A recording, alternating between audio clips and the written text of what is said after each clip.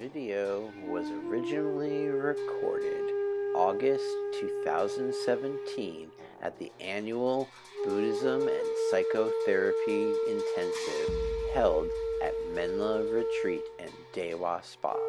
To learn more about this program, please visit menla.us. Become famous in New York. There's like a thing, the nanny register.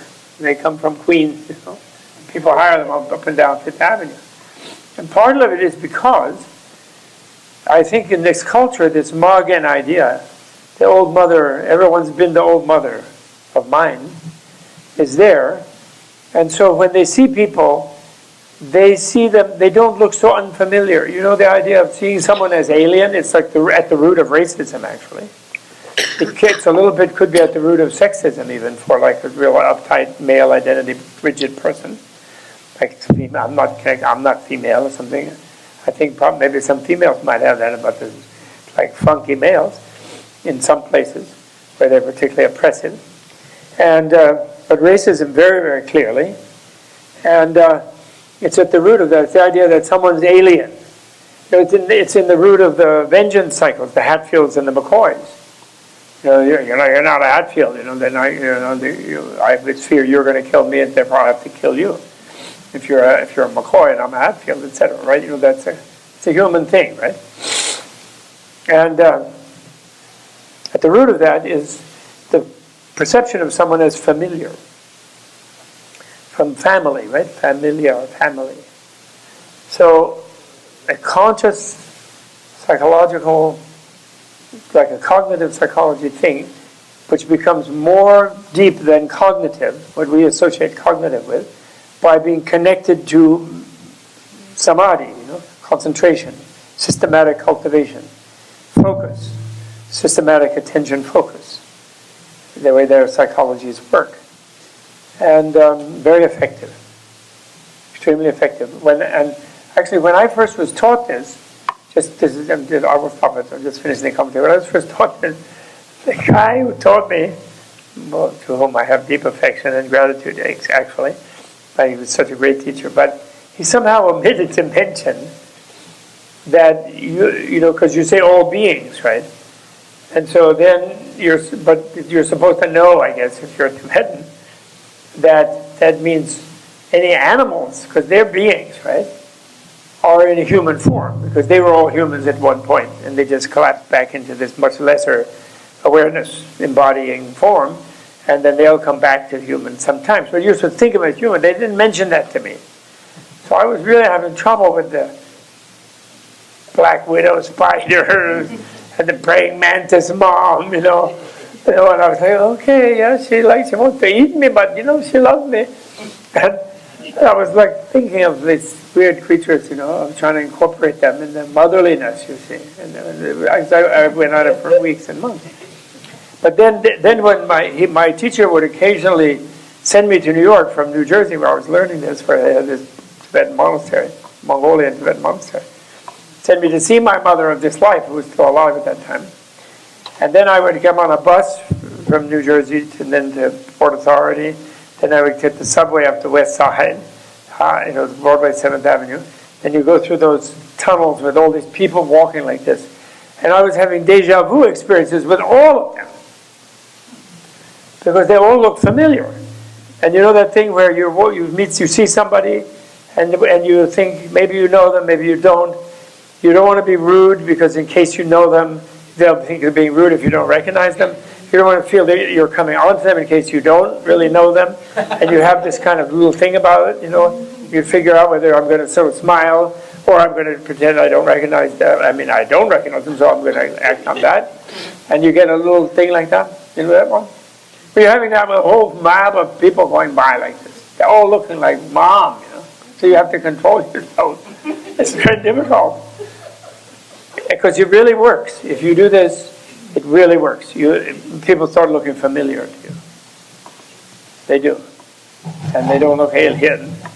And it's like, mom, I would feel like that. So it's a very powerful thing, actually. So that's the second thing. That's beginning to work with And that's also the product of emptiness. Because the balm of emptiness, which de-absolutizes everything. It's a balm when you're furious anger, or when you're obsessed with addictions, or you're about to crush into depression, where you're like Eckhart Tolle, where you're going to kill yourself because everything is worthless in life. You're going down the drain, you know. And the balm of emptiness is everything is relative. So it seems like it's absolutely worthless, so absolute that it's worth killing myself over. Or it seems absolutely I have to have something I'm obsessed with, and I would die to get it, or kill someone else. Then the balm is, no, it's only relative. I can't relate to that by not doing it. I cannot have that addictive thing. I cannot do it. And actually, that's why I want to translate klesha as addiction. You're addicted to lust, addicted to hate, addicted to you. Those are, we have the word klesha, which has to do with these negative emotions that people can't stop themselves. They've been angry and furious and hated 100 times, and they've wounded others and themselves and regretted it when they calm down, and yet they do it when they get in a stress situation, because it's like an addiction. And I think it's really the right word. Affliction is wrong. I started affliction amongst the gang. Obscuration, isn't that the... No, it's different from obscuration. That's I don't know. That's an unconscious thing. It's a veil. It's a literal word. It means veil. I don't know, covering. So that's different. This is klesha, you know, which means something that twists you. It grips and it distorts and twists, and klish to torture by distorting, you know, by twisting. And so those, when you're really angry, it twists your perception, where you're helpless, driven by that anger, and you need the balm of emptiness, which is the balm of relativity. It's called the royal reason of relativity, even. And it feels like it's absolute. I have to say this hateful thing to someone. I have to punch them. I have to shoot them. I have to this. Or I have to lustfully have this or that, no matter how destructive it might be. I have to have it. And the balm is, it's relative. Sure, I want it. You know, sure, it seems to be pushing me where I can't stop it.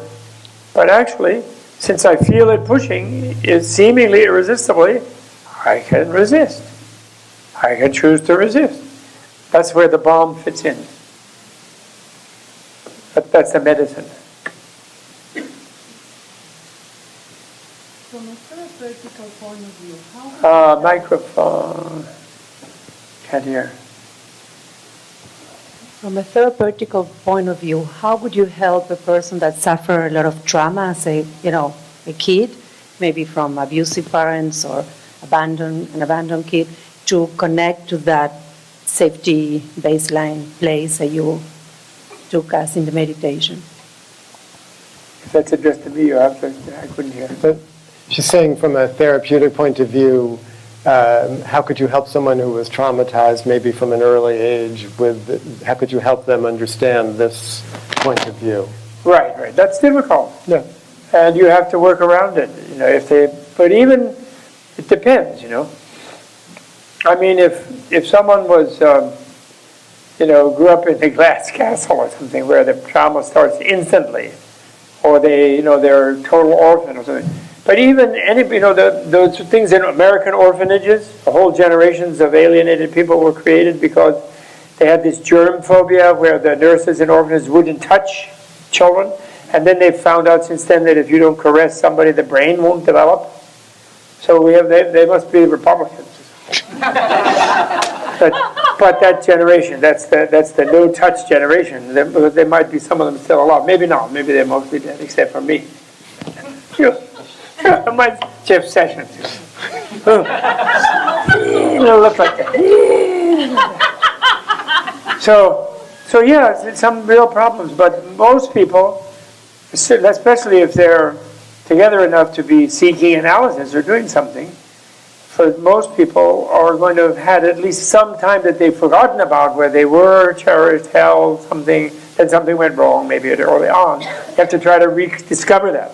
And if they can't remember it themselves, then you have to simulate it for them in some way, maybe by being yourself attentive and seeing some beauty in them, seeing something in them that they don't believe is there because nobody's ever seen it. I mean, I don't know. You're the pro. Yeah. Okay, why am I answering? I can talk. I don't know. I have no idea. There was a poem that when Bob and I were teaching many years ago, we were circling this same kind of subject, the mother-child kind of meditation and early trauma and so on. And Oh, I have that. I'm going to use it tomorrow. Good. Well, I'll give you a little preview. Yeah. So Bob spontaneously said, oh, there's this famous Mongolian lama, 19th century lama, who at the moment of his enlightenment spontaneously declared, as is, there's a tradition of this, I was like a mad child, long lost my old mother. Never could find her, though she was with me always. And it goes on, and he can explain, and maybe he'll do tomorrow, what the symbolism of all of that is. But I immediately, related in the way that I've been talking about so far over the weekend, that many of us, not all of us, but many of us have that kind of quality within us, We're like a mad child, long lost somebody, that sense of longing or incompleteness. And the meditation that we just did, which Bob's framing in terms of cultivating compassion, I was thinking while we were doing it, actually, what he's describing is the way into mindfulness also. Because, and that's sort of, is it okay if I talk for a while? The kinds of meditation that I wanted to lead you into today has to do with just that, where when we're practicing mindfulness or vipassana, what we're doing is simultaneously experiencing ourselves, at least it appears this way at first, as both observer and that which is observed, as both subject and object, as both the tender mother holding the baby and the baby being held by the tender mother. The awareness that we're cultivating, the mindfulness, the critical inquiry of vipassana, is like the tender mother holding the infant in a certain way. A mother holds a baby's emotions in a certain way. Fathers too, now that they've learned how to do this. But for the sake of the discussion, I'm going to keep saying mother. The mother, what Winnicott called the good enough mother, he's talking about that in response to an infant's intense eruptions of emotional life. He talks about the ruthlessness of the infant, the rage of the infant, the combination of desire and anger that an infant directs towards the mother. But the good enough mother somehow intuitively knows not to retaliate and not to abandon in the face of the infant's ruthless attacks. The mother sort of gently makes fun of the baby's intensity and nestles him or her down. So that kind of attention, what he calls it the holding environment that a mother creates, that kind of attention is mindfulness. Okay, or in some of the mindfulness literature, they talk about it as bare attention, like naked attention, because you're not overreacting, not getting scared by or agitated yourself by the intensity of whatever it is that's going on, but you're also not distancing yourself. You're not abandoning. You're not even pulling back to that sort of critical place where, well, that's a baby, but I don't know whose baby that is, and maybe somebody else can take care of that baby, So the meditation that I want to do first, I thought we could sit a little bit in this way, and then I could talk a little bit, then maybe we'd have time to do another meditation. No, go now. Towards the end. Okay. Well, let me just add one thing to Go what ahead. you just said, which made me think. And then you go. Yep. Just a minute. Sorry. So the other thing is that you yourself are in a place as the person trying to help the traumatized person, which I think was your question. You yourself are feeling better than the traumatized person. in order to be able to help. That has to be the case. And you are feeling a kind of some degree of well-being and so forth and so on. So therefore, you don't get sucked in to only seeing this person as a manifestation of some trauma. You see around them that they're traumatized, but they're one cell in their arm is connecting to the other cell in their arm. They have like their heart is beating, their blood is flowing. There are things about them that are functioning, and that there's well-being within them, or they wouldn't be alive. And then you kind of see them. Therefore, you gain a broader perspective on what they are only focused on, which is that I'm traumatized. You don't get sucked into seeing it that way. You're fully sympathetic and respectful that they do, but you see it in a bigger perspective. And then you kind of don't get drawn into their thing. And somehow you'll get through this. That's your bedside manner. That radiates to them from your presence, that you feel there is a way out. And then without you saying that to them even, then if you say that right off, then they might say, oh, that's all easy for you to say. And they, I'm keeping my, especially if they're, never mind. Some people are like, I want to keep my suffering, if you don't acknowledge my suffering, then it's terrible.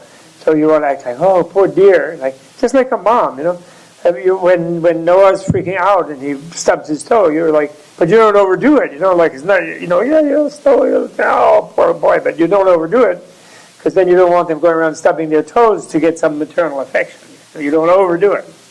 You say, yeah, it's terrible, but look, the other toe is still there. Whatever it is. So that's a cosmic thing. Otherwise, how could Buddha become Buddha when we're not Buddha, we think? Because he sees that the way we think about what we are is mistaken. And he respects that and leaves us methods and teachings, all kinds of things to get out of our trauma of being miserable. But he sees us as actually more embedded in nirvana than we know. So he's optimistic that we'll get there. And that vibe comes to us when we really open up in the world to what a Buddha actually is. Of course, in our culture, we don't have a concept for Buddha. As I said the other day, I think even the worst is my field of what they call Buddhist studies, academic. They don't acknowledge there could be such a thing as a being with a higher consciousness that truly identifies with every other being as if they were the mother. They say a Buddha is sees all beings like a mother sees her only beloved child. So a Buddha is a being who identifies with us like that. Infinitely throughout space and time even. It's like, therefore, inconceivable. And therefore, the Buddhist studies people automatically think there's no such thing, just a fantasy that some weirdo people in Asia cooked up. But people who've had a little bit of slippage of consciousness in our culture, who've encountered some different experience of the way they see things, realize the constructiveness of how they see things by having it all dissolved under a kind of analysis. They can cope with the idea of some kind of higher consciousness. Okay? So I just wanted to add that, what you were saying. That's fine. And that's because you the analysts, are the presence, and the good enough presence. Something like that. And what do you mean something like that? Well, definitely. Look at that smile. What? About 20 years after I had first spent time with Ram Dass, I went to visit him after he'd had a stroke. Oh, Ram Dass. Ram Dass. And he was sort of teasing me, like, oh, are you a Buddhist psychiatrist now? And I was like, yeah, I guess that's what I'm trying to do. And he said, do you see them as already free? Do you see your patients as already free? He's so clever. He was good. He's a shrink. He's a psychologist. Yeah, well, he's who I learned from to begin with. But that's what you're talking about too, like to have that. And I think that's one of the things, like a conventional, un-Buddhist trained psychotherapist might or might not be able to do that. But one of the things that I got out of immersing myself in this world I think we need a new training. Yeah, I think so. Yeah, when Dr. Epstein retires and moves all the way to Woodstock, we'll set that up. Okay, at Menla. Definitely. No, because this training is just like, like a book. There's a book, we're talking about addiction. I did a blurb on a book, which I can't remember the title, I can't remember the name of the author or anything. But the blurb, tell us the blurb. It's a book. And it's a guy who was a long-term addict on and off, And finally, he really got off, at least long enough to write the book, maybe a few years. And he made a big thing about how you have to have the, he did AA, 12-step program, but you also have to have a meditation practice. And so it's a combination of them. It's the only thing that worked, and then he was helping others do it, and and it was a good book. So I did a book. That's great. So we have to expand. That's where the Dalai Lama is very big about. He doesn't want everybody to be a Buddhist. It's not necessary, and it's even not good, because if everybody starts becoming a Buddhist, then the Christians will come and burn them all to stake, and the Southern Texas Baptists will come with guns. And so it's much better that, like Dalai Lama says, you guys, you don't need to convert us. We love you. You're great.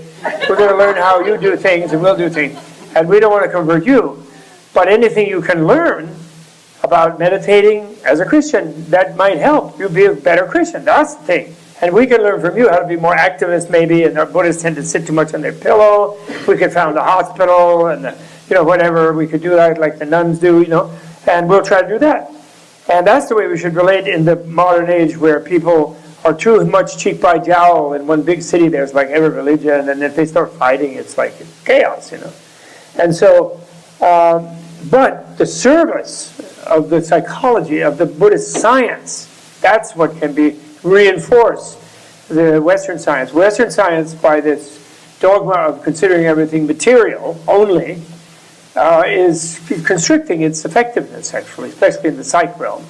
And whereas Buddhism can help out by saying, well, there's ways of doing this, your biology and your psychology and your neuroscience, where you're going to take the mind itself seriously and see how that can be dealt with scientifically. Just if you admit a mind back in, it doesn't mean you're admitting some irrational bunch of hells and gods and grisly medieval Western, torture chamber, Grand Inquisitor culture. You don't have to go back to that, right? So that's the thing. That's the service. So all religions should realize. This came to me. I had a eureka moment in a consulting kind of one of those seminars, for CEOs. Religions are service industries, and as long as they remember they're serving their population, then they should be wanting to improve the quality of their service. When they think they are ownership industries and they own their believers, and then they want to increase their market share, then they're broken as religions. They're ruined as religions. And they're not providing a service. They're capturing. They're empires, trying to make empires, and that's not what Jesus meant, not what Moses meant, not what Rabbi Hillel meant, not what Swami meant, not what Buddha meant, not at all. Didn't want to own anybody. He doesn't even own himself. If you identify with all beings, if you have such a consciousness, you don't even own yourself. Actually, Speaking boring of which, to own yourself. Speaking of which, Okay, that's it. Okay. I'm going to shut up. no, you can talk, but we'll Good. listen. Onward. Let's go into a meditative position. Okay. So the physical posture we know, relatively comfortable, supported if you need to be supported, back as straight as you can, shoulders back. Bob is practicing this now, shoulders back, so that the chest is a little bit open here, right? Your head, you can feel a line, there's no such thing as a line, but you could imagine it anyway. You feel a thread pulling up from the center of your scalp, fastening you to the ceiling, and that thread goes down to your pelvis. Feel yourself supported by your pelvis. Relax your arms, relax your shoulders, relax your breath. Don't force the breath in any way. Remember the phrase of Thich Nhat Hanh when he was asked about anger. He said, hold anger like a baby. I was never sure if he meant hold anger the way a baby holds anger or hold anger the way you would hold a baby. So you can try it. You can try it either way if you start to feel angry. But for the moment, just feel yourself, who you imagine yourself to be, sitting here in your body, having come to Menla, having spent the day, having had breakfast and lunch and a rest, learned about emptiness, all thoughts circling through your head. Don't try to stop them. Make room for them. Make room for your physical experience also.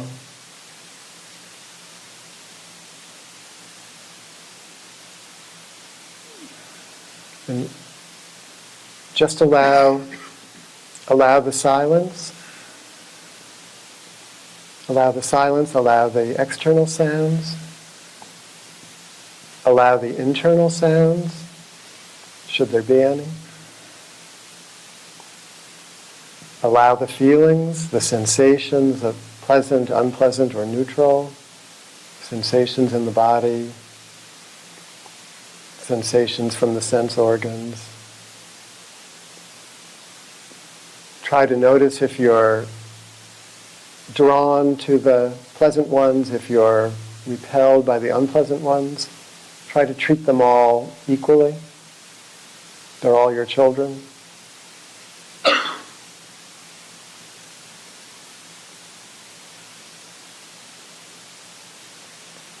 Just make room, sit, feel.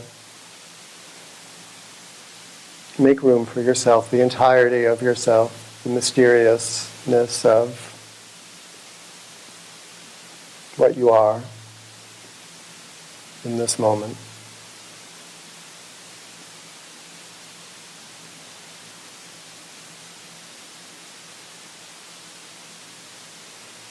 And try to keep a meditative posture going along with the physical posture.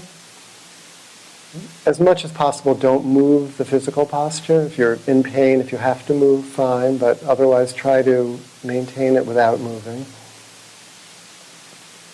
Also try to maintain the mental posture.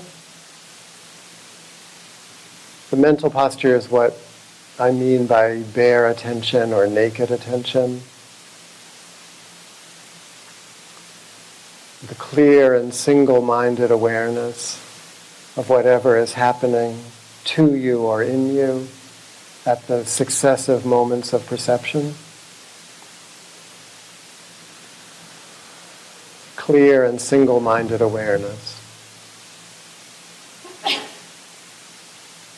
Just the bare facts, like an exact registering moment to moment.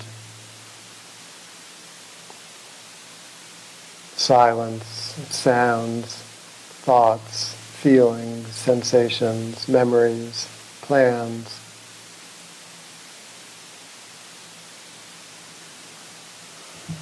Whatever arises in your awareness. But try to stay attentive to when you stick to something that comes up. When you start to cogitate about it, when it grabs you is what I'm trying to say. When you have some kind of reaction to whatever it is that's passing through your mind. Try to differentiate, that's the vipassana, the differentiation. Try to differentiate your ego reactions, your mental reactions, your emotional reactions from the raw, core, sensory events.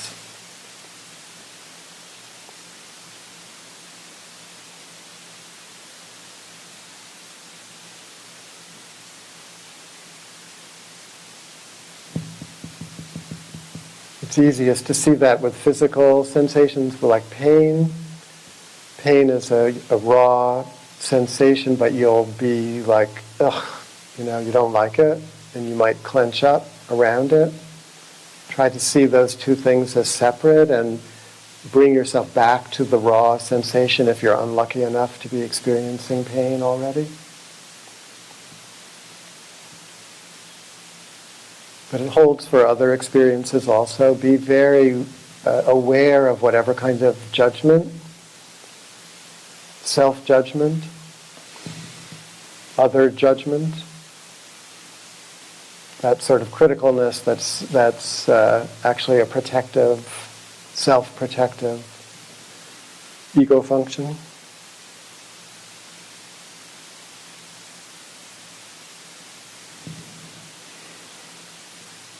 Don't create it, don't go looking for it, but if it should come up, note it. Just note it for what it is. Oh, judging.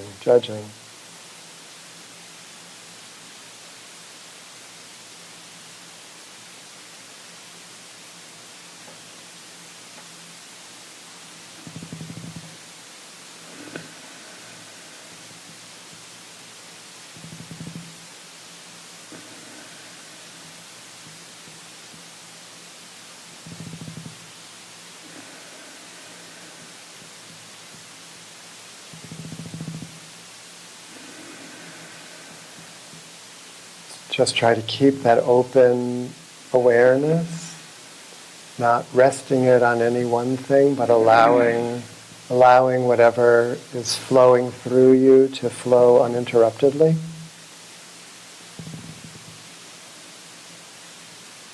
If you're having a lot of thoughts, just note them as thoughts. Try not to get drawn into the content of the thoughts.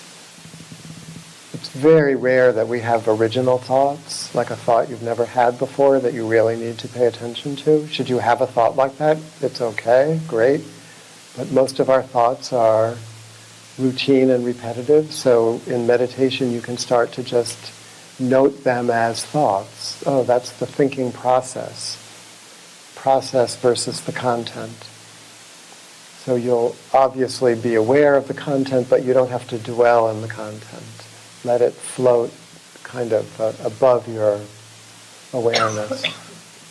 Stay more in the awareness than in the object if you can.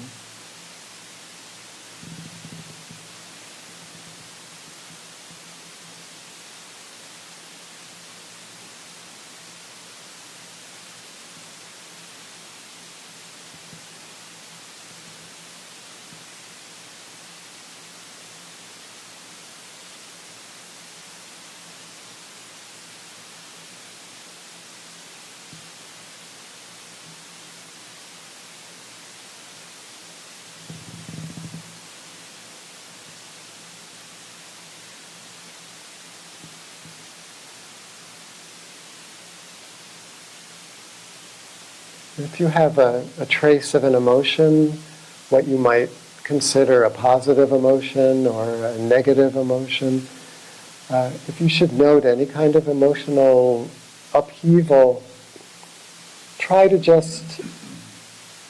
notice what it is and experience it in your body if you experience it in your body, or in your mind if you experience it in your mind. But again, like with the thoughts, don't get too drawn in by it. Just let it kind of percolate. Let it do what it would do without you, so to speak. And again, you don't have to go looking for it. It just, if it should come.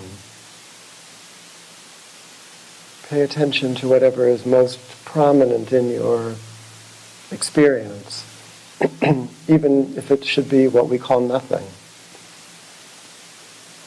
Even if it's just stillness.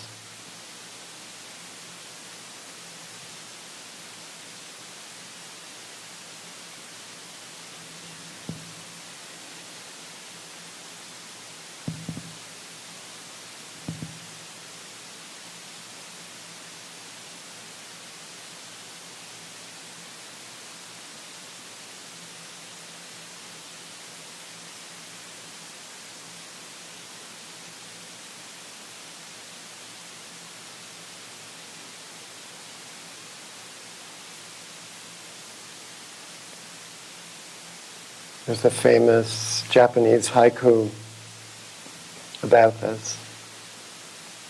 The old pond, a frog jumps in, plop. So the old pond is like your mind, or maybe it's this meditative awareness. The frog jumping in is like the baby within you, or the thought, or a sound, or a feeling. Plop, the reverberations that it creates between you, within you.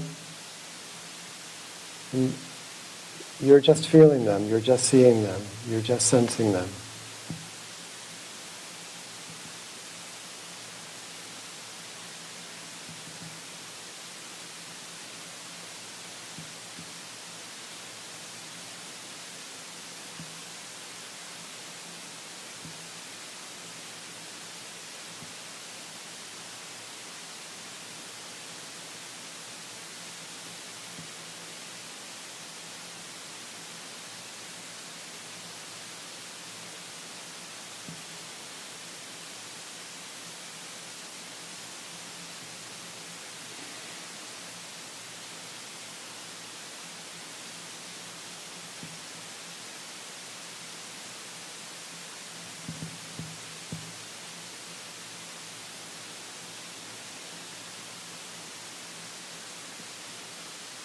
So the meditative posture is, it's impartial,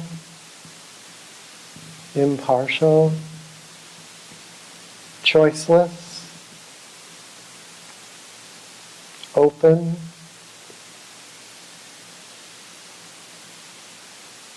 and in many ways impersonal. Just allowing.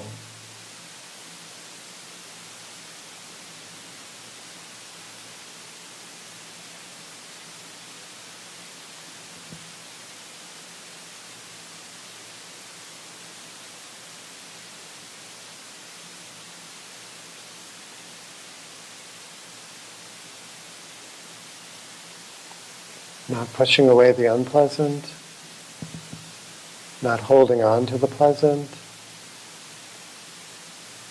not pushing away the pleasant,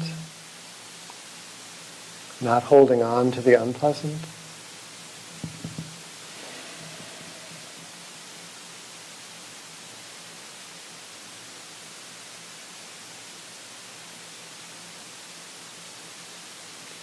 If you should experience doubts about your ability to actually do what I'm asking you to do, just note that as doubt.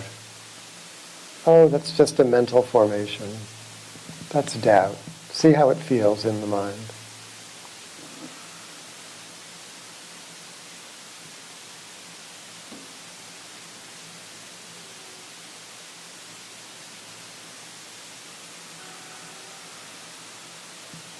If you feel restless, you want it to stop, just sit back into yourself a little more. Feel what it's like to feel restless. Oh, restless.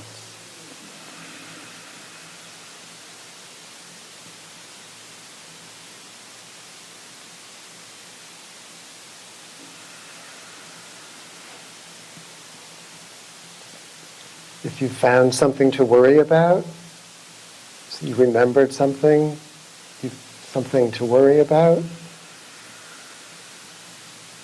just back up from it a little bit and experience what it's like to worry. Not the thing you're worrying about, but the worrying state of mind. Try to observe that as it changes. Try to observe things as they change, moment to moment, as they pass through you.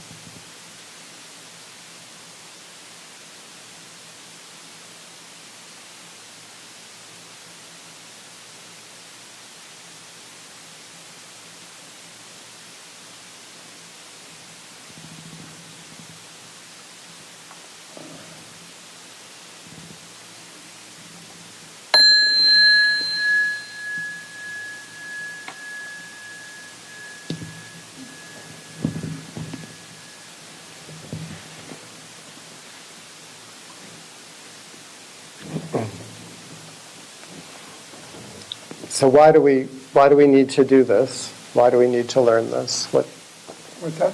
Mm-hmm. Okay. This thing I want to read to you is from our friend Sharon Salzberg's book that's called Faith.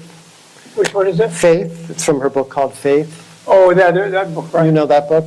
Yeah. So Sharon, sometimes Bob and I teach with Sharon over the years. We haven't been doing it. We haven't been doing it. She's been so busy. But she's written a number of books about her own experience. The one where she reveals the most about herself psychologically is in this book, Faith. And I've found it when she first wrote it, I was very moved by how courageous it was, and then I didn't look at it for a long time, and then recently I started looking at it again. And I think it's really a helpful thing, what she wrote. And it pertains to everything we're talking about, because it's a very good example of how the ego takes hold and in its creatively constructive way builds a cage for us that, like a klesha that Bob was talking about, how it contorts us, torments us, tortures us, obstructs our experience. And Sharon's writing very movingly, I find, about her discovery of that in herself. So it's sort of an extreme example. We haven't all suffered in the way that Sharon suffered, but I think it's universal enough that it's easy to relate to. So this is, you okay with the sound? This is from the very beginning of her book. It's called The Journey of Faith. And again, I think she's talking faith. I gave her the Michael Eigen book about faith to read long ago, and she said it was too hard for her to understand. But I think she's actually talking about the kind of faith that he was talking about in the piece I read to you yesterday. A faith in experience, even when you've gone through all the horrors of yourself. A faith that experience is worthwhile, no matter how traumatic it has been. So this is her beginning of that. Each of us tells ourselves some kind of story about who we are and what our life is about. As is the case for many, the story I told myself for years was that I didn't deserve to be happy. Throughout my childhood, I believed that something must be intrinsically wrong with me, because things never seemed to change for the better. My father, whom I adored, disappeared when I was 4, and my mother and I moved in with my aunt and uncle. One night when I was 9 years old, my mother and I were home alone. She had recently undergone surgery and seemed to be recovering well. In celebration of her return, I was wearing my ballerina Halloween costume. We were sitting close together on the couch, watching her favorite singer, Nat King Cole, on television, when suddenly she began bleeding violently. I ran out into the hallway to get someone to help us, but couldn't find anyone. My mother managed to tell me to call an ambulance immediately and then to call my grandmother, whom I hardly knew, to come get me. Shaking uncontrollably, I complied. After that evening, I never saw her again. About 2 weeks later, she died in the hospital. After that, I lived with my father's parents and rarely heard mention of my mother again. My childhood continued to unfold through terrifying, uprooting turns and incomprehensible losses. When I was 11, my grandfather died, and one day my father returned. The handsome prince I'd secretly imagined had been replaced by a disheveled, hard-bitten, troubled stranger. 6 weeks later, he took an overdose of sleeping pills. That night, my father entered the mental health system. He was never able to function outside of it again. One of the hardest parts of all the loss and dislocation was that it was surrounded by an ambient, opaque silence about what was happening. That's one of my favorite phrases of hers, an ambient, opaque silence. I have another friend whose mother committed suicide when he was 4 years old or 5 years old or something like that. And he said his father came downstairs the next day and said, "Your mother left and isn't coming back," and no one ever talked about her again. So that, these are smart people, but I think that the trauma of this kind of thing is so great that people really can't handle it. And so what is there instead is what Sharon is calling this ambient, opaque silence, which then gets introjected in the way I was talking about this morning, gets incorporated into us, into her in this case, so that she's got this ambient, opaque silence cloaking her experience that she then has to, take apart piece by piece in the future. Anyway, I'm getting ahead of myself. Because no one spoke openly or even acknowledged all the changes as loss, my immense grief, anger, and confusion remained held inside.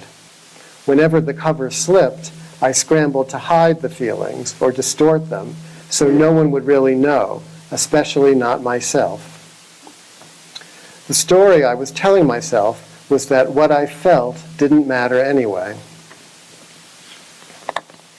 I'm reading you an edited version of the chapter. Feeling so different, I liked playing it safe more than anything, seeing life from a distance, never really engaging, preferring to lose myself in the seductive play of listlessness. What some therapists would say in situations like this is that those very intense emotions that she was experiencing that no one would name for her, that she probably couldn't name either. So that these intense feelings that we would know, loss, grief, sadness, anger, all the 5 stages of Elizabeth Kubler-Ross and so on, bargaining, they would never be identifiable to her subjective consciousness. There would just be a sort of chaotic swirl of discomfort that she's pushing away and instead replacing with what she's calling her own listlessness. Okay, so I didn't care about anything, or so I hoped it seemed. I came to know very well the protection of distance, of a narrowed, compressed world, though it was my own act of pulling back, and there's again the creative construction that she's able to own. Though it was my own act of pulling back, I felt forsaken. I told myself a story that there was no way out of the world that turned me in upon myself. Years later, as an adult, I would find the phrase that perfectly described my dilemma. Some friends and I had rented a house near the ocean where we could practice meditation on our own for a few days. In my designated bedroom, I found a Peanuts comic strip on the desk, which went something like this. Lucy is sitting in a little booth. A doctor is in sign prominently displayed. She tells Charlie Brown, "You know what your problem is, Charlie Brown? The problem with you is that you're you." Crushed, Charlie Brown asks, "Well, what in the world can I do about that?" Lucy responds in the final frame, "I don't pretend to be able to give advice. I merely point out the problem." In fact, until I was 18, Lucy ruled. My resistance to participating more fully in life came to feel like the most alive, vibrant thing about me. I often found myself in many endeavors not really trying because I was secretly sure that I would fail. I'd learned well to hold life in abeyance. For years, I hardly spoke. I barely allowed myself a full-blown emotion. No anger, no joy. My whole life was an effort to balance on the edge of what felt like an eroding cliff where I was stranded. That's the other phrase I like from her writing. My whole life was an effort to balance on the edge of what felt like an eroding cliff where I was stranded. I was waiting, suspended.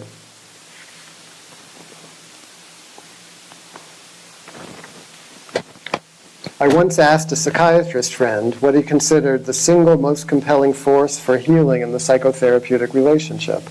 She says this wasn't me. I thought it was me for a while, but she said it's another friend. She has another psychiatrist friend. Love, he replied. I agreed with him about the transforming power of love, but wondered if there wasn't something else even more fundamental. For all we know, I suggested, what is most important to healing in therapy is that people show up for their appointments. The therapist's love can nurture healing, but it is our own faith in that possibility that impels us to show up and take each new step into the darkness. To seize such possibility for myself, I first had to reach within the lassitude coiled tightly around my heart and begin transforming how I felt about my heart and about myself. I had to give up my protective distance, alter my habit of withdrawal, and learn to participate, engage, link up. I had to acknowledge that underneath my facade of indifference, I cared, and in fact cared a lot. I cared about what happened to me and what happened to others.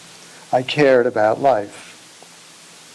So she got there. I skipped over the page where she talks about at 18, she went to India and found her meditation teachers, and they gave her this method that I was trying to introduce to you, that allowed her to begin to uncoil that thing that had twisted her heart. Very real things, you know. And I think it's interesting, you can hear there would be a way to read that protective distance, that not caring too much about anything. You could see someone who was misunderstanding a meditative approach to life as using it in that way, where equanimity is instead experienced as a kind of disengagement. And I think that Sharon, who went on to write movingly about the kind of compassion, loving kindness, metta, and so on that Bob was teaching us earlier, she found that first in herself, where she was able to do what I was asking you to do at the beginning, to be both parent and child for herself, so that even though she had those horrible losses, you know, and I think helped by some wonderful teachers who she found, who she could use in the place of what she had lost, she began to find that lost mother, you know, inside of herself. But I think that way that she's talking about participating, engaging, waking up, we don't always hear that from the Buddhist side, although we should. It's a misunderstanding not to lead with that in a way. So I like to pair this Sharon's description with another poet who I really like a lot, although I'm no expert in her, but I've read a few of Louise Gluck's poems. And this is from about 10 years old, from the New Yorker, where there was a portrait of Louise Gluck.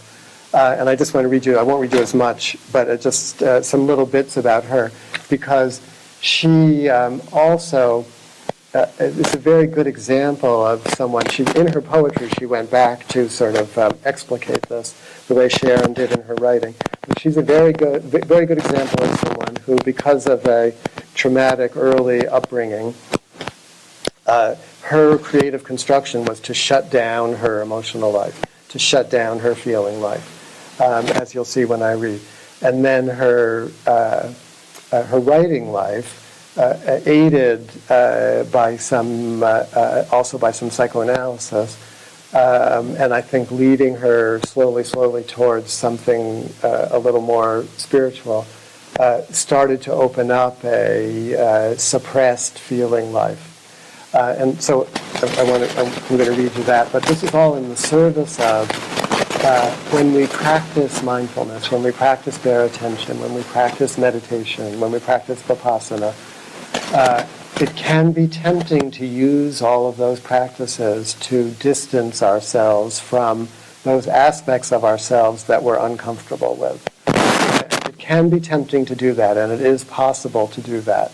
And I've seen even in the Vipassana teachers who I have learned so much from, I have seen that tendency in many people who have both taught and practiced in that world that I hold very dear. So I see it as, you know, one of my main things that I'm always trying to push, which is that emotional life doesn't have to be the enemy. You know, that in fact it's where the richness, where the energy, where the interdependent emptiness actually resides. So this is Louise Gluck, or this is the New Yorker writer writing about Louise Gluck. I'll just give you a little of the history. She was born in 1943 in New York City and raised on Long Island. A sister died before she was born. Her death was not my experience, but her absence was, Gluck writes in an essay. Her death let me be born. That severity of judgment is typical of her, who often pares experience down to brutal cause and effect. There's a little bit of the bare attention in that paring experience down. But so I'll skip most of the article and just give you the what I think is what relates to what we're talking about. When she was 16, Gluck, suffering from anorexia, nearly starved herself to death. Her formal schooling was sporadic from that moment forward. She spent 7 years in psychoanalysis and eventually apprenticed herself to 2 poets, first Leone Adams, then Stanley Kunitz, both of whom she met during a brief period at Columbia. Anorexia seems to have been a clumsy early form of writing poetry, focusing exclusively and therefore tragically on form. Analysis, which replaced anorexia by describing it, would then be an improvement, except that it had no form. Its truths were inert and abstract. Only in poetry could the formal manifestations of insight be explored, a fact that she explores in form in a section of a poem called Dedication to Hunger, from an aspect of that called Descending Figure. And this is the part of that poem. But did you follow all that? I think that's very interesting. The anorexia as again, it's as a creative construct, as an attempt to deal with something, tragically and only with the body. And then psychoanalysis as helpful, putting language on things, but still very abstract. And then her own need to actually name what's happening within her. And that naming, that's part of Vipassana meditation also, part of the whole Buddhist approach. It's not just freely floating in the abstract, swirling worlds of awareness. It's looking very clearly and precisely, dissecting, taking apart, analyzing, and putting words on what the experience is. And Bob sometimes talks very movingly about how people think of meditation as, erasing thought, eradicating thought, dwelling in a kind of thoughtlessness, but that's really just stupidity. And that the conceptual aggregate, they say in Buddhist psychology, meaning the thinking mind or the identifying mind, critical mind, never goes away. So even if you're dwelling in absence, you're still identifying it as absence, etc. But this is Louise Gluck's poem. It begins quietly in certain female children. The fear of death, taking as its form dedication to hunger. Because a woman's body is a grave. It will accept anything. I remember lying in bed at night, touching the soft, digressive breasts, touching at 15 the interfering flesh that I would sacrifice until the limbs were free of blossom and subterfuge. I felt what I feel now, aligning these words. It is the same need to perfect, of which death is the mere byproduct. The writer, I think, very carefully takes this apart a little bit. Blossom is what grown-ups say little girls' bodies do. To the girls, it feels more like subterfuge. That pair of words reveals so much about what drove Gluck in poems like this one. The need to perfect, certainly, but what poet doesn't feel some version of that need? Gluck's provocative difference was to link perfection with forms of defiance, as she writes in another poem called Education of the Poet. I guess this is an essay, really, not a poem. By the time I was 16, a number of things were clear to me. It was clear that what I had thought of as an act of will, an act I was perfectly capable of controlling, of terminating, was not that. I realized that I had no control over this behavior at all. This is the addictive thing that Bob was talking about. And I realized logically that to be 85, then 80, then 75 pounds was to be thin. I understood that at some point I was going to die. Even then, dying seemed like a pathetic metaphor for establishing a separation between myself and my mother. So then she goes into psychoanalysis and starts to loosen up a little bit. And just a couple of little bits of poems here that are nicer. One, as I saw it all my mother's life, my father held her down, like lead strapped to her ankles. She was buoyant by nature. She wanted to travel, to go to the theater, go to museums. What he wanted was to lie on the couch with the Times over his face, so that death, when it came, wouldn't seem a significant change.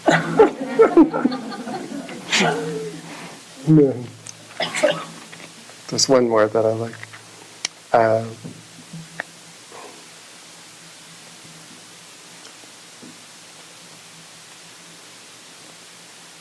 There's plenty to be sad about in Gluck's recent work. This is the end of the piece.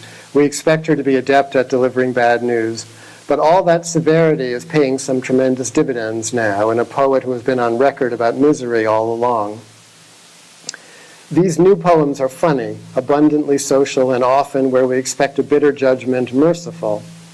Here she is in Fugue, remembering a child's game of family. I was the man because I was taller. My sister decided when we should eat. From time to time, she'd have a baby. Later, in the same poem, she retells a dream. I had a dream. My mother fell out of a tree. After she fell, the tree died. It had outlived its function. She could be mean. And in Crossroads, one of many sublime lyrics in a book called A Village Life, after a lifetime of combating her body, she makes the most unlikely truce of all. My body, now that we will not be traveling together much longer, I begin to feel a new tenderness toward you, very raw and unfamiliar, like what I remember of love when I was young. And so that's nice, right? Fits right in. And then I found a poem of hers that's about her psychoanalysis. That the first half is about her psychoanalysis, which if you can you stand one more? Okay. So the poem is called The Sword and the Stone, which you could think about what that might refer to. She might be the stone, I think. My analyst looked up briefly. She's on the couch. Naturally, I couldn't see him, but I had learned in our years together to intuit these movements. As usual, he refused to acknowledge whether or not I was right. My ingenuity versus his evasiveness. Our little game. At such moments, I felt the analysis was flourishing. It seemed to bring out in me a sly vivaciousness I was inclined to repress. My analyst's indifference to my performances was now immensely soothing. An intimacy had grown up between us, like a forest around a castle. The blinds were closed. Vacillating bars of light advanced across the carpeting. Through a small strip above the windowsill, I saw the outside world. All this time I had the giddy sensation of floating above my life. Far away that life occurred, but was it still occurring? That was the question. Late summer, the light was fading, escaped shreds flickered over the potted plants. The analysis was in its 7th year. I had begun to draw again, modest little sketches, occasional 3-dimensional constructs modeled on functional objects. And yet, the analysis required much of my time. From what was this time deducted? That was also the question. I lay, watching the window, long intervals of silence alternating with somewhat listless ruminations and rhetorical questions. My analyst, I felt, was watching me. So, in my imagination, a mother stares at her sleeping child, forgiveness preceding understanding. Or more likely, so my brother must have gazed at me. Perhaps the silence between us prefigured this silence, in which everything that remained unspoken was somehow shared. It seemed a mystery. Then the hour was over. I descended as I had ascended. The doorman opened the door. The mild weather of the day had held. Above the shop, striped awnings had unfurled, protecting the fruit. Restaurants, shops, kiosks with late newspapers and cigarettes, the insides grew brighter as the outsides grew darker. Perhaps the drugs were working. At some point, the streetlights came on. Then it goes on. It's beautiful, the rest of it, but I don't need to read it to you now. But you could see her coming to life. I mean, that's the point.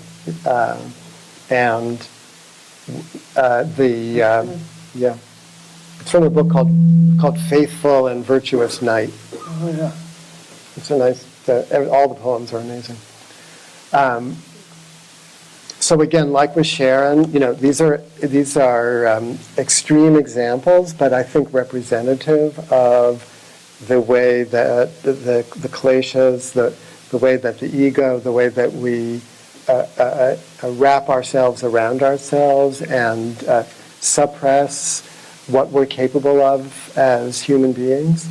And these various strategies of mindfulness, of meditation, of psychoanalysis, of psychotherapy, these various strategies have arisen to wake people up, which, is the Buddha, the Buddha is wakeful, to wake people up to themselves.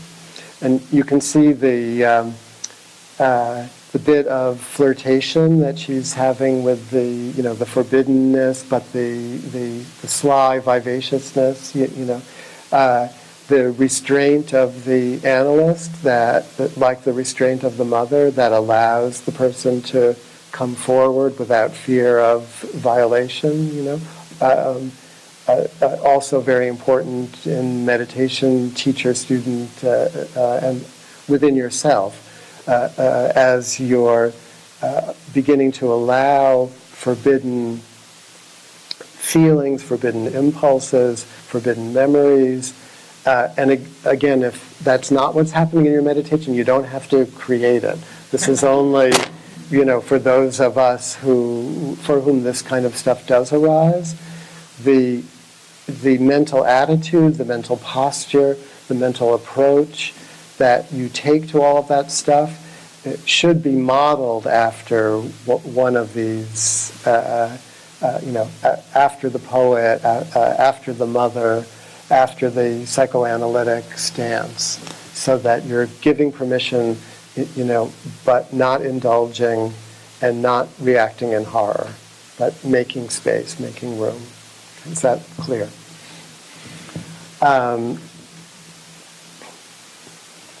One more thing, and then maybe we can meditate again before dinner. Yeah.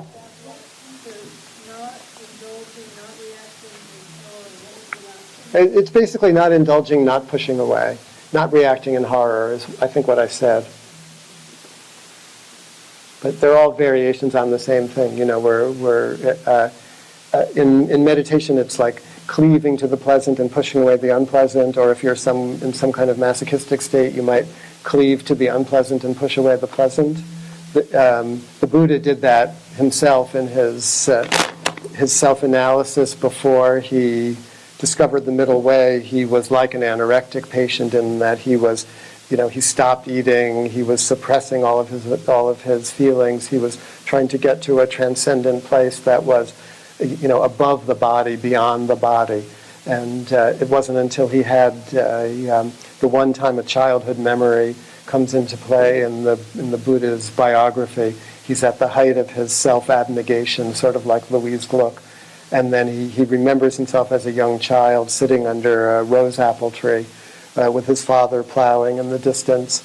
And he remembers how good he felt there, a sense of joyfulness.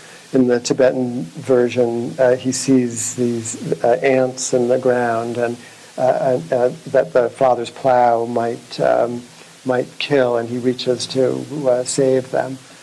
So the feeling of compassion comes in that view. But he spontaneously remembers these beautiful feelings. And he thinks to himself, that's really weird. Why am I having this memory and remembering these feelings just when I'm about to extinguish, all of my passions as well as my body for the final time? And he's curious enough that he stops and he thinks, I've been doing this for a long time and I really haven't been getting anywhere. Maybe this memory is trying to tell me something. Maybe these feelings are actually the way, something I should pursue, something I should cultivate. But he thinks with a body, sort of like Louise Gluck, with a body this emaciated down to 75 pounds, I wouldn't have the strength to support those feelings, so I better eat something. And so then a young woman appears with a rice porridge for him, and he eats and gains strength, and then 3 days later he's enlightened. So it's a kind of recovery of the ability to feel. There's one other thing I wanted to read here. This is again from Michael Eigen. Sorry. Yeah. So this is my psychoanalyst friend, Michael Eigen, who is the closest one I know who comes to a spiritual place. And he's writing about his own experience. I remember once being in emotional agony on a bus in my 20s. I doubled over into my pain and focused on it with blind intensity. As I sat there in this wretched state, I was amazed when the pain turned to redness, then blackness, a kind of blanking out, then light, as if a vagina in my soul opened, and there was radiant light. The pain did not vanish, but my attention was held by the light. I felt amazed, uplifted, stunned into awareness of wider existence. Of course I did not want the light to go away and was a bit fearful that it would, but above all was reverence, respect. It could last as long as it liked and come and go as it pleased. It was an unforgettable moment. Life can never be quite the same after such experiences. So he got there, pain, but with attention. The reactive component of the pain drops away. The intensity of the sensation is such that it grabbed his mind totally. And he had a kind of what we would call samadhi, a kind of one-pointed experience of that intensity that drilled down, as Bob was saying yesterday, drilled down and opened up something in him. So he had that experience once, and it came randomly. So again, don't go looking for it. But the idea is that you don't have to automatically push away the uncomfortable feelings that might or might not come in your meditation or in your life. Okay. We have a little bit of time. Let's do a little more meditation before we stop. And we're going to do a little more meditation before we stop, and then we'll have questions and stuff this evening, right? Yes. Okay. Is that all right? You going to do another meditation? You want to do it? Well, I'll do it. What? I'll do it. Okay. Okay. Hey. Okay. So we're going to do a whole lot of nothing here. So meditative posture, physical posture. I know we've been sitting a long time. Well, this won't be long. Physical posture that you can maintain. Shoulder blades, aware of your shoulder blades in the back. Chest a little forward, but relax the breathing. Feel your head suspended from the ceiling by the invisible thread. Feel the chair or the cushion supporting your posture. And allow that mental posture of bare attention, of relaxed, mindful awareness.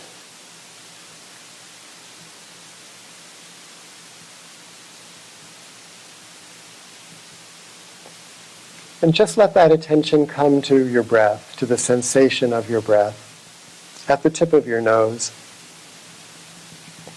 the place where the breath enters and leaves the nostrils. Don't force the breath in any way if you can help it. Let the breath breathe you. But situate yourself, if you can find it, right at the tip of your non-existent nose. There's no nose there really, but relatively speaking, the breath, if you can find it, it sometimes brushes past the opening of the nose, the empty space of the nose. And you can sometimes sit yourself there like a doorman in a busy building, watching the people streaming in and out, sensing the breath.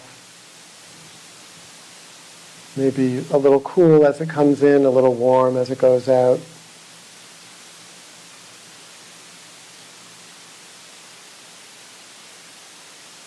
And you can repeat the word, the mental note of in when you breathe in and out when you breathe out, just to keep that cognitive, conceptual mind that likes to think, just to give it something to do.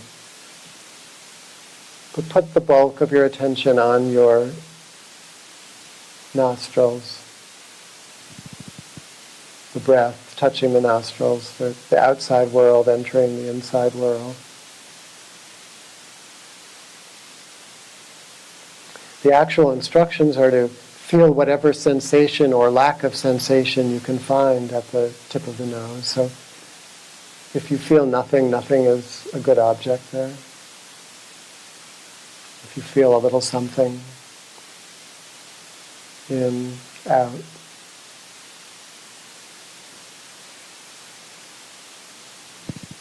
And kind of wait for the breath to happen. There's a big pause often at the end of the out-breath. You might find yourself sitting there with no breathing activity for a bit. And just feel your lips, the touching of your lips together, and give yourself the note of touching, touching.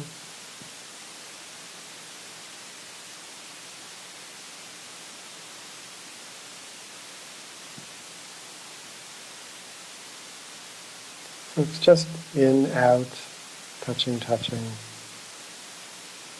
The raw physical sensation or lack of sensation as the breath enters the body through what we know as the nose.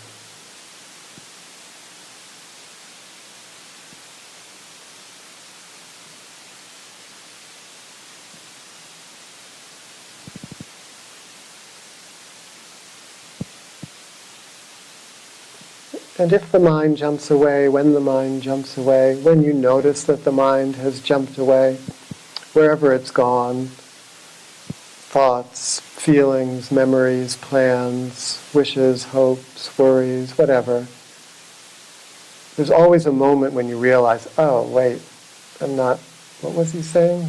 In, out. When you realize that you're not there, bring yourself back. Take yourself by the hand, not punitively, but firmly, kindly. Come back.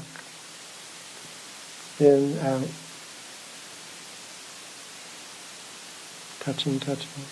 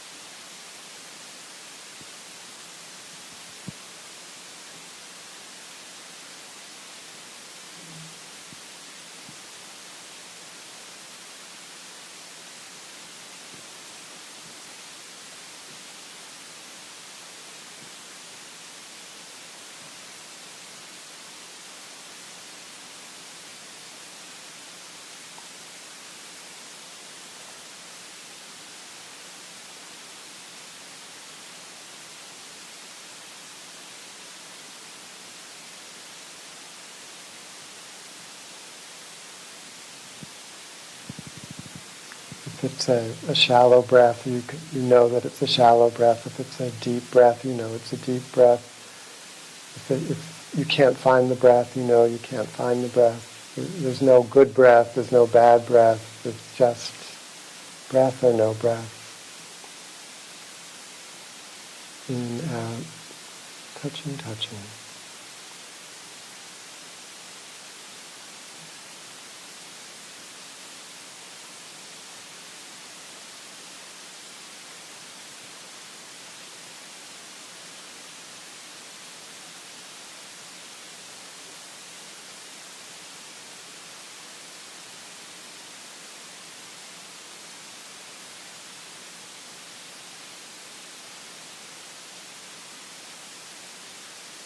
And you are the breath, but you're not the breath. And you are the awareness of the breath, but you're not the awareness of the breath. You're all this, doing nothing, all this is still happening. Just be with it.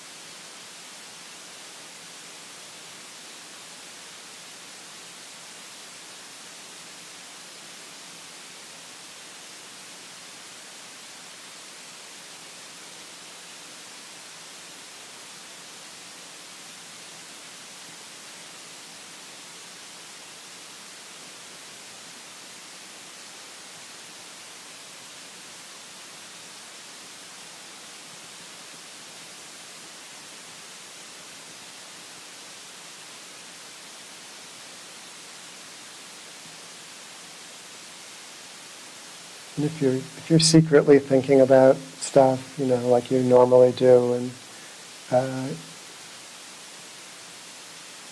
when you catch yourself doing that, don't stay there. Make the deliberate effort for the next 30 seconds to come back to the breath. Your thoughts are not that important right now.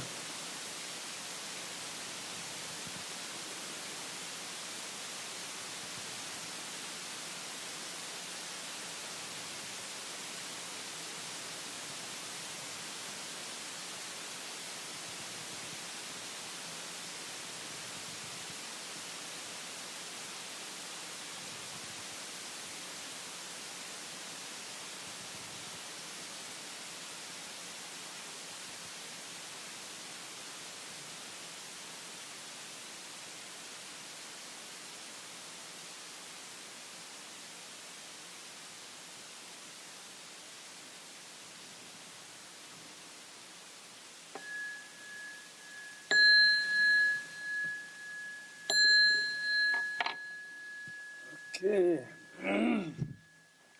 Bon appetit.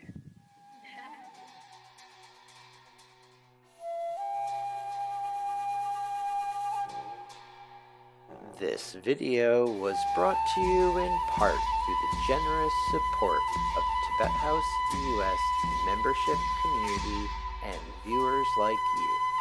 To learn more about the benefits of Tibet House membership, please visit tibethouse.us. Thanks for watching. Tashi Delek.